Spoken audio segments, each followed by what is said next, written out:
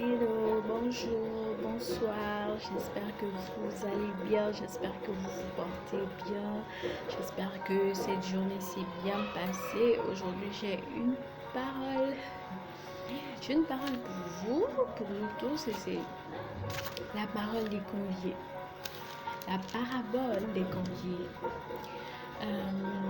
Jésus a parlé, dans Luc 14, il a parlé de quelqu'un qui est dans sa maison. C'était quelqu'un d'honorable, de considérable, en tout cas quelqu'un de riche. Il avait l'argent, et il avait beaucoup d'amis aussi. Donc, il avait ses amis et puis il a fait un grand festin. Quand il a fait ce festin, il a demandé à son serviteur d'aller chez ses amis pour dire que j'ai organisé, j'ai fait un festin et puis venez. L'autre a dit j'ai acheté un champ, je dois y aller. L'autre a dit j'ai acheté un bœuf, je dois aller regarder, etc. L'autre a dit je me suis mariée, etc. Il s'est irrité. Il a dit ce sont mes amis, mais comment je peux, etc. Mais après s'être irrité, il a dit à son serviteur, va dans les rues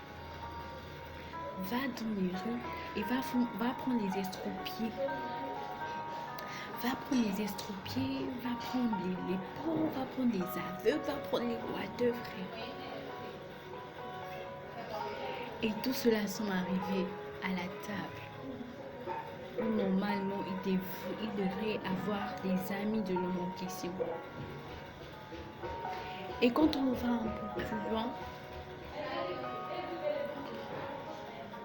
on se rend compte que ici, cet homme qui a invité ses amis, c'est Dieu.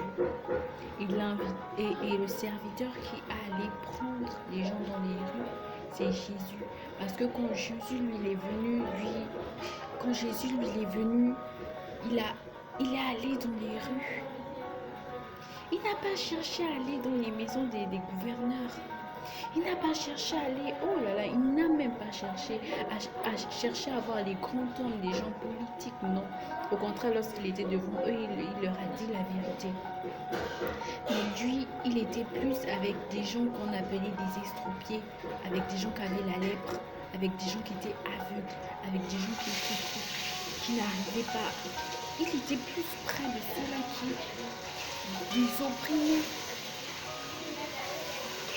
Il invite ceux-là, il convie ceux-là à venir. Au départ, il avait des amis, je sais pas ses amis.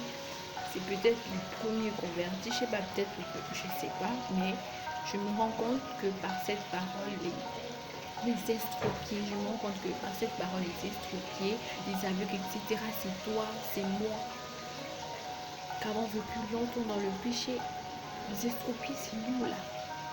Nous là que Dieu est venu sauver à la croix, son sang a coulé et puis l'Éternel nous a conviés à ce repas. Ce repas, frère, ce repas avec le roi. Ce repas avec le roi des rois. Et il y a une promesse pour toi et moi. Et cette promesse pour toi et moi qui sommes estropiés, qui sommes étrangers, que Dieu convie, se trouve dans Ésaïe. Ça se trouve dans Ésaïe 56, verset 6 au verset 8, je vais lire.